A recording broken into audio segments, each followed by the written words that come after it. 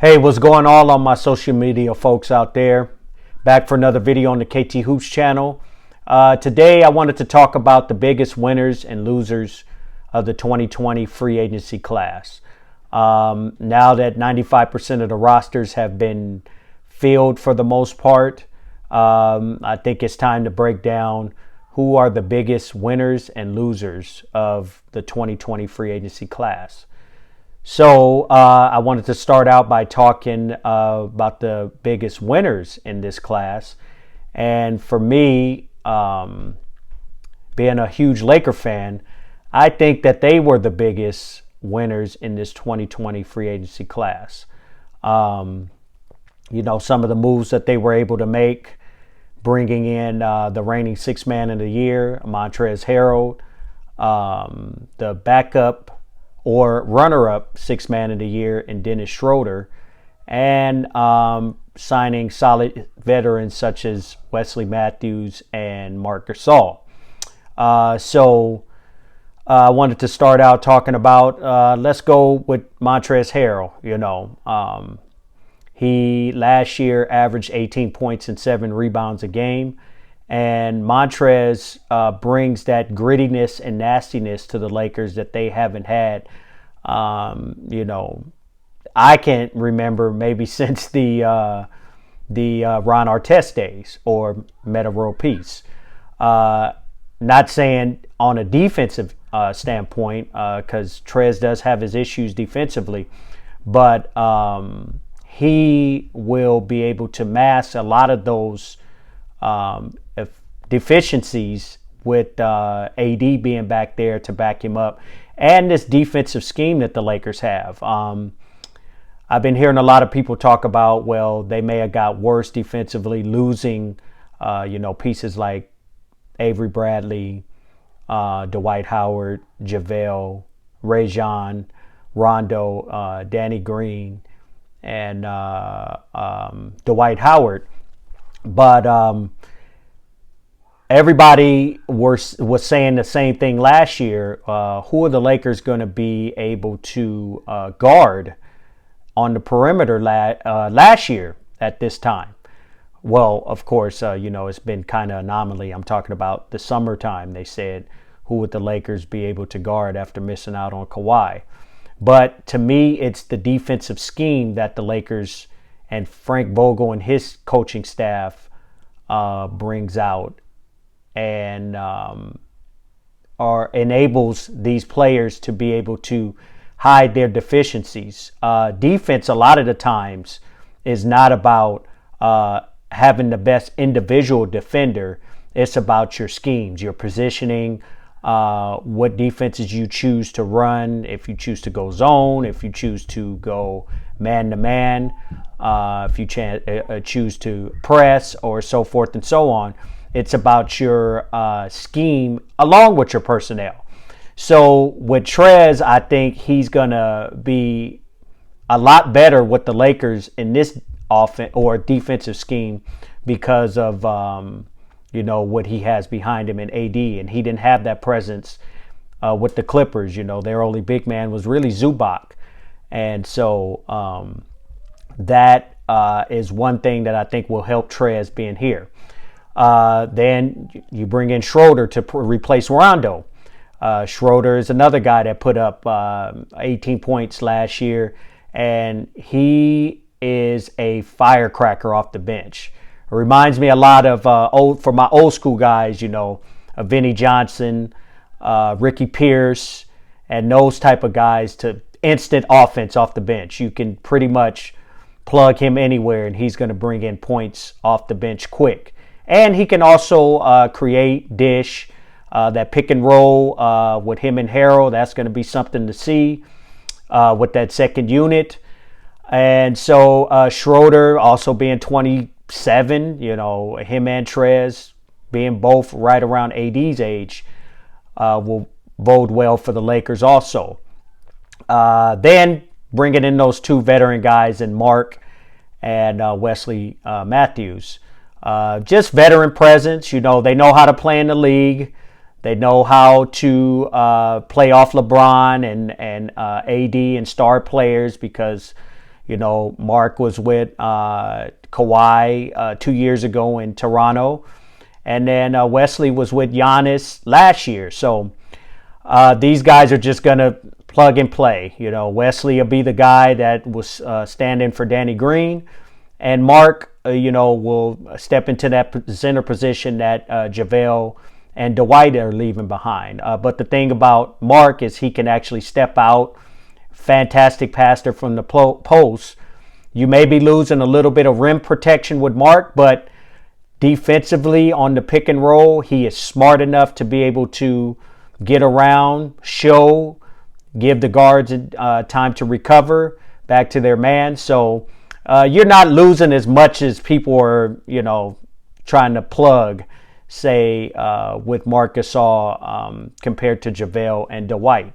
So to me, the Lakers are right at the top of the list as being the winners and in this year's 2020 free agency class.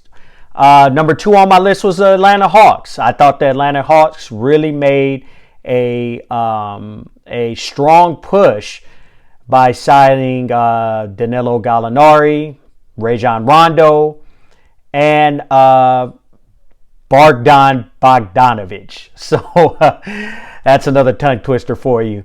And then not to mention drafting the young man from SC. I'm not going to try his name. He's another 7-footer, rim protector, runner, kind of that new type of center, but he's big. Once he grows into his NBA body, I think he'll be something special. Then you have Clint Capella over there, Collins. They have a lot of young guys, and now adding this veteran presence with those 3 vets, I think will bode well for Atlanta. And then, you got Trae Young. Trae Young has lived up to his billing so far in his tenure in the NBA. And I think adding those veterans will ascend them into a playoff push at least. I would say I can see them between, 4th and, 7th or 8th in the East. Right in the middle there. I think with those guys that they added with Gallo and with his 20 a game, and then Bogdanovic, brings about 15, 16 a game, and then Rajon with his leadership qualities are going to be able to get those guys moving in the right direction. And shouts out to Atlanta for their wise spending this year and making that push. My next winners are the Portland Trail Blazers. I think them bringing back Carmelo, and then they're going to be getting back Rodney Hood, signing him back, trading for Robert Covington, trading for Enes Kanter, and also getting back Zach Collins. Portland's really going to get a shot in the arm with those pieces coming back. And I can see them ascending back into the top 4 in the West, with Oklahoma City dropping out, going into the rebuilding mood. And then Houston really influx. We don't know what we're going to see from Houston. We don't even know if James Harden is going to be there or Russell Westbrook is going to be there at the beginning of the season or through the season. So I think Portland will ascend with those pickups. Covington's a 3-and-D dude. You're getting back Rodney Hood, who's a 3-and-D dude. And you're bringing back Zach Collins, who is another young talent. Kanter, another big body that can possibly help Nurkic down low with, the likes of AD and Jokic in Denver. So Portland is my third biggest winner in this year's free agency class. Now we're going to step into my losers. And, I hate to seem like I'm picking on these guys, but the Clippers, I don't see them as doing enough in this free agency class. They were able to sign Serge which is a fantastic signing. You know, you're getting a big that can step out, protect the rim. He's been with Kawhi, so he understands the whole Kawhi method of things, and he understands how to play off of him, and the chemistry between them is going to be replaced, you know, by Trez and Jermichael Green, you know. But they lost those guys, which were two big pieces for them last year.